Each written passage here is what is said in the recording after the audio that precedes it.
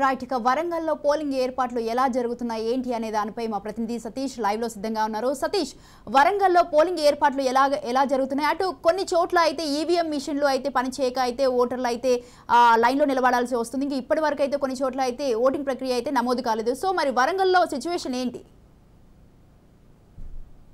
ఉమ్మడి జిల్లా వ్యాప్తంగా కూడా 12 నియోజకవర్గాల్లో అసెంబ్లీ ఎన్నికలు ప్రారంభమయ్యాయి. ఆ 7 గంటలకు ఎన్నికలు ప్రారంభం కాగా 6:30 గంటలకే మాక్ పోలింగ్ నిర్వహించారు అధికారులు.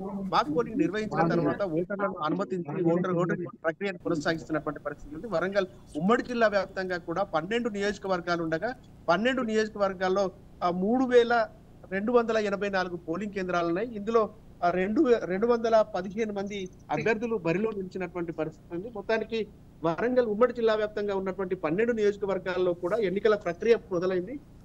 అధికారులంతా కూడా ఎన్నికల్లో ఇబ్బంది లేకుండా సజావుగా ఎన్నికలు సాగేందుకు అవసరమైనటువంటి చర్యలు చేపట్టామని చెప్తున్నటువంటి పరిస్థితి ఉంది. మొత్తానికి ఆ ఎన్నికల ప్రక్రియ సజావుగా సాగేందుకు కోసం ఏర్పాట్లు చేశామని చెప్తున్నప్పుడు కూడా కొన్ని సెంటర్ల లోపల ఇప్పటికే వర్ధన్నపేటకు సంబంధించినటువంటి ఒక నియోజకవర్గం 199 పోలింగ్ బూత్ లో ఈవీఎం మొరాయించింది. ఇప్పటి వరకు కూడా పోలింగ్ ప్రారంభం కాలేదు. మరికొన్ని పోలింగ్ కేంద్రాల్లో కూడా ఎన్నికల ప్రాసెస్ అనేటువంటిది ప్రారంభం కాలేదు. ఎన్నికల ప్రక్రియ అనేటువంటిది కొనసాగుతున్నప్పటికీ కూడా కొన్ని పోలింగ్ కేంద్రాల్లో ఆలస్యంగా ఎన్నిక ప్రారంభమయ్యేటువంటి అవకాశం అయితే కనబడుతుంది. ఇప్పటికీ 7 గంటలకు ఎన్నికల ప్రక్రియ మొదలు కావాల్సిందిగా అధికారులు అయితే ముందుగానే మాక్ పోలింగ్ నిర్వహించి ఎన్నిక ప్రాసెస్ మొదలు పెట్టిన తర్వాత కొన్ని పోలింగ్ కేంద్రాల్లో ఎన్నికల నిర్వహణకు సంబంధించి చీకటి ఉన్నట్టుగా కూడా చెప్తున్నటువంటి పరిస్థితి ఉంది. పూర్తిగా సరైనటువంటి సౌకర్యాలు లేకపోవడం మూలంగా ఆడ చీకటిగా ఉన్నటువంటి పరిస్థితి ఉంది. ఈవీఎంల వద్ద కూడా చీకటి ఉందనేటువంటి పరిస్థితి ఉన్నటువంటి విషయాన్ని కూడా ఓటర్లు చెప్తున్నటువంటి పరిస్థితి. మొత్తానికైతే వరంగల్ ఉమ్మడి జిల్లా వ్యాప్తంగా కూడా 12 నియోజకవర్గాలు ఉండగా 12 నియోజకవర్గాల్లో కూడా పోలింగ్ ప్రాసెస్ అనేటువంటిది ప్రారంభమైంది. మనతో పాటుగా మొదటగా ఓటేసి వచ్చినటువంటి అభ్యర్థి ఓటర్లు ఉన్నారు. చెప్పండి, ఎలా ఉన్నాయి లోపల సౌకర్యాలు, ఎలా జరుగుతుంది? లోపల అంతా బాగానే ఉంది కానీ చీకటిగా ఉంది, వెళ్తురు లేదు. కొంచెం చీకటి లైటింగ్ అయితే ఉండేటట్టుగా ఏర్పాటు చేస్తే బాగుంటుందని. సింబల్స్ గిట్లా సరిగా కనబడుతున్నాయి, అన్ని బాగానే కనబడుతుంది. ఓకే, అంటే చీకటి ఉండడం మూలంగా ఇబ్బంది కొద్దిగా ఉంటుంది. ఎందుకంటే వృద్ధాప్యంలో ఉన్న వాళ్ళకైతే కొంచెం ప్రాబ్లం ఉంటుంది. దానికి బాగానే ఉంది కానీ కొంచెం వెళ్తురు ఉండేటట్టుగా చూసుకుంటే బాగుంటుంది. రైట్, ఇది పరిస్థితి. కొన్ని పోలింగ్ కేంద్రాల లోపల చీకటి ఉన్నట్టుగా కూడా కనబడుతుంది. అధికారులు లైట్ సౌకర్యం కనుక కల్పించకపోతే కొంచెం ఓటేసేటువంటి అభ్యర్థులకు కూడా ఇబ్బంది కలిగేటువంటి అవకాశం ఉండేటువంటి విషయం చెప్తా ఉన్నారు. మనం ఓటేసి చూస్తున్నటువంటి చెప్పండి, ఎలా ఉన్నాయి సార్ ఇక్కడ ఏర్పాట్లు? అధికారులు ఎలా తెలిసారు? టికెట్ స్టార్ట్ చేశారు ఎన్నికలు ఎలా ఉంది ఇక్కడ?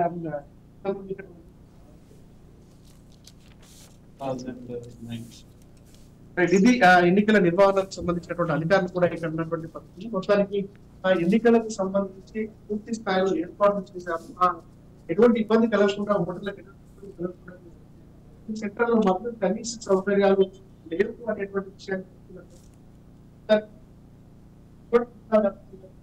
12 నియోజకవర్గాల్లో 3,240 ఏర్పాటు చేశారు. దీనికి సంబంధించి కూడా పూర్తి స్థాయిలో భద్రత ఏర్పాట్లు చేశాం. దాంతో పాటుగా వచ్చేటువంటి ఓటర్లు అందరికీ కూడా సరైనటువంటి సౌకర్యాలు కల్పించామని చెప్తున్నారు. ఇప్పటికే 15,000కు పైగా పోలీసులు బందోబస్తు నిర్వహిస్తున్నటువంటి పరిస్థితి.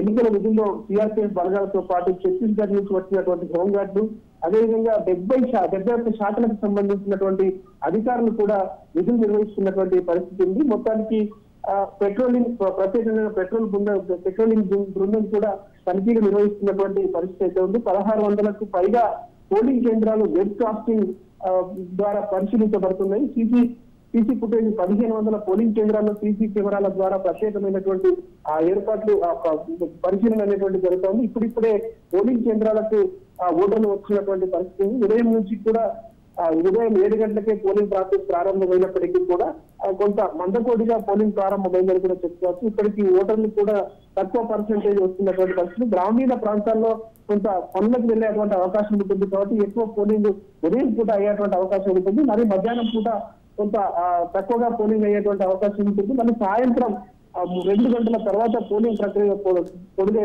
ఎక్కువగా ఉండేటువంటి అవకాశం ఉంటుంది. మొత్తానికైతే వరంగల్ ఉమ్మడి జిల్లా వ్యాప్తంగా కూడా పోలింగ్ సర్వే అనేటువంటిది ప్రారంభమైంది. మొత్తానికి గతంలో జరిగినటువంటి పోలింగ్ విధానానికి ఇప్పుడు జరిగినటువంటి పోలింగ్ విధానానికి కూడా కొంత పోలింగ్ పర్సెంటేజ్ పెంచేందుకు కోసం అవగాహన కల్పించాం. ప్రత్యేకంగా ఇప్పుడు పూర్తి స్థాయిలో గతంలో కంటే కూడా పోలింగ్ శాతాన్ని పెంచేందుకు కోసం చర్యలు చేపడుతున్నాం అనేటువంటి విషయాన్ని అధికారులు చెప్తున్నటువంటి పరిస్థితి. మరొక వైపు పోలింగ్ కేంద్రాల వద్ద ఉన్నటువంటి పరిస్థితిని మనం చూస్తా ఉన్నాం. మొత్తానికైతే ప్రతిష్టాత్మకంగా తీసుకున్నటువంటి పార్టీలన్నీ కూడా ఎన్నికల్లో విజయం సాధించేందుకు కోసం చేసినటువంటి ప్రాసెస్ అంతా కూడా ఉంది. దాంతో పాటుగా ఎన్నికల ప్రాసెస్ కు సంబంధించి కూడా అధికారులు ఎన్నికల నిర్వహణ అంతా కూడా సజావుగా సాగేందుకు కోసం చర్యలు చేపట్టాలని చెప్తున్నటువంటి పరిస్థితి. Right thank you Satish, thanks for the live updates.